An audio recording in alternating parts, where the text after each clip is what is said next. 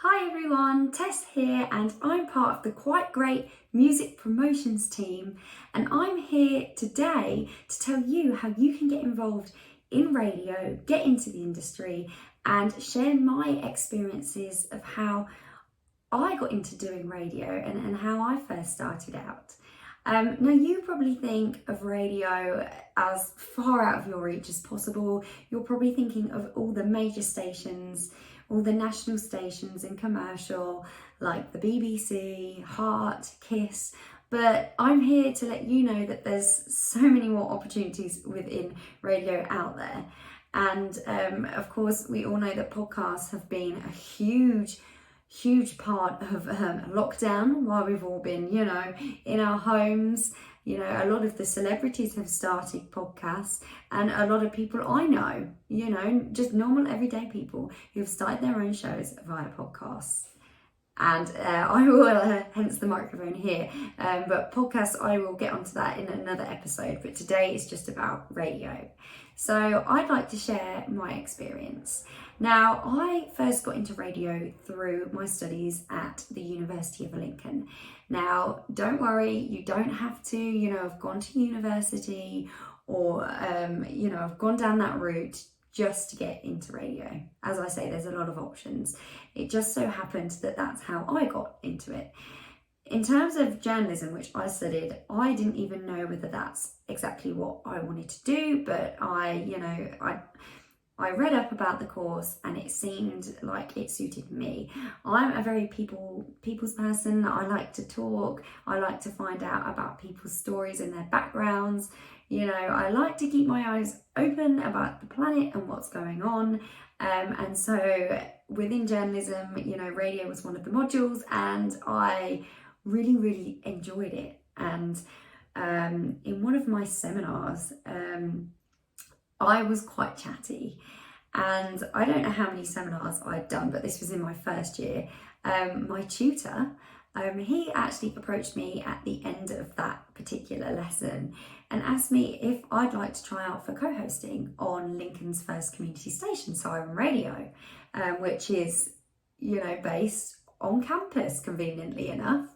So I thought, what, why not? I'm going to make the most of my time at university. I'm going to try and get involved with everything that I can while I'm here. So that's what I did. And every Wednesday, afternoon, evening, and I started also doing early mornings as well, from 8 o'clock till 10. Then I'd go and do my lectures. I'd start co-hosting on a show called The Midweek Drive that my tutor, who asked me to be a part of the show, hosts. And I thoroughly enjoyed it. We would get to speak to so many different people over the radio. We'd have, correspondents every week that would join us on the show, based all around the world, a lot of them in America, LA, Nashville. And from here, I got into doing my own monthly radio show called Sound and Country Vision. I'm a country music fan. Cameron Wallace, who was our correspondent from Nashville, he realised this. The host of the show, Alex Lefchuk, he noticed this, and so we started a new show. And I hosted that, and Cameron would be my co-host from Nashville and give us an insight from there, which was really, really fun. And of course, I still do the show today, but it was kind of postponed due to the pandemic. But I continued to to help promote the show through socials, and I do, a track of the week through phone links. We'd pre-record that, and I'm still doing that now. And also I started my very own podcast, which again, I'll get onto the subject of podcasts another time. But yeah, I started another show called Country in the Kitchen. So the opportunities are endless. And basically what I would recommend doing if radio is something that you want to try out or get into, but you're not really sure how, I would start contacting or finding out about your local or community station. Hospital radio is a really, really good one. Turn up, call, email. Obviously, if you are studying at university, then it's probably best to go to a tutor. If you're studying a media related subject, go to one of your tutors and ask where the local station is based and how you can get involved. Even if it actually means starting out, I don't know, in writing for a magazine or newspaper, oddly enough, you will find a contact for radio. And I mean, again, contacts is another big major thing that you need to consider. You need to have contacts, and again, I will talk about this in another episode in more depth. But contacts help you, they really do. It's all about the contacts. It's who you know, as they always say. But another way of also getting into radio and broadcast is through, of course, work experience. Now, again, I did work experience during, my university days, but you don't have to be at university to apply for work experience. So I went through the BBC. Now, of course, that's a long shot. They're a huge company, and I never actually thought that I would be accepted, but I applied for the BBC daytime radio. And this was for children in need. It was October, November time. And I didn't hear back from them for months. So I just assumed I hadn't got it, because a lot of people apply, for work experience with the BBC in radio and TV and television. But I applied for the radio, and I think it was 3 or 4 months later. Honestly, you have to be patient. They got back to me and said I had been accepted. So I went along. I think I spent 10 days in London. It was a crazy time. It was a little bit like a dream. I was in Wogan House. I was shadowing programmes, helping out. I was postcode checker for the children in need, bidding and all of that, and the shows. And it was incredible. Of course, I had to run to the shop and get a few supplies, things like that, make tea. But I got to meet some incredible people and sit on shows like the Zoe Ball Show. I mean, that was amazing. And of course, she now hosts the breakfast show on BBC Radio 2. So that was incredible. Steve Wright, he's a legend. I saw him. I mean, all the people you think you would never ever get to rub shoulders with. And you probably think it's completely out of your reach. It isn't.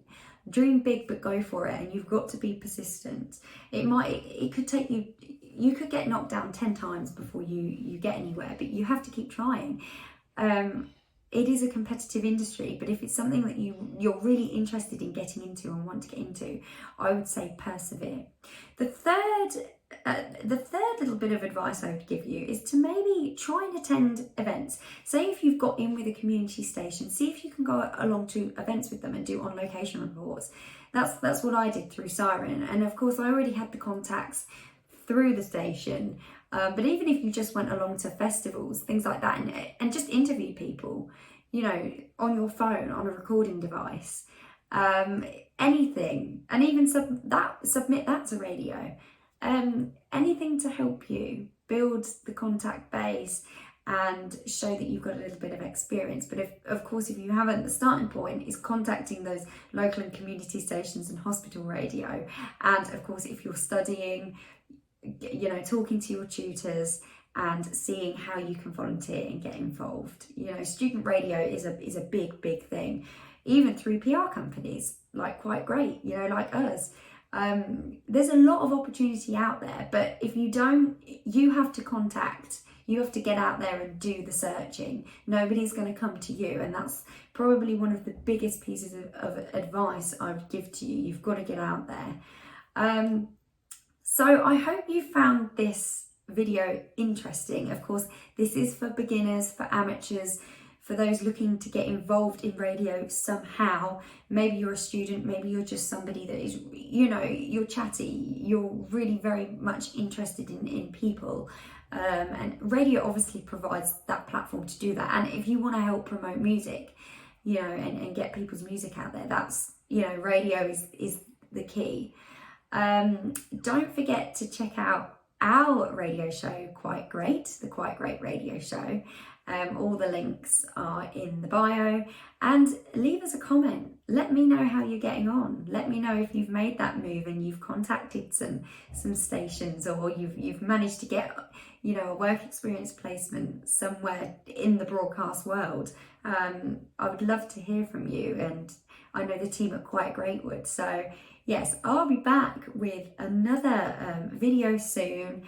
As I say, I'll go through podcasts, building contacts, all of that kind of thing. I will build upon that in the coming episodes. But for now, happy searching, happy listening, and just keep persisting. See you later.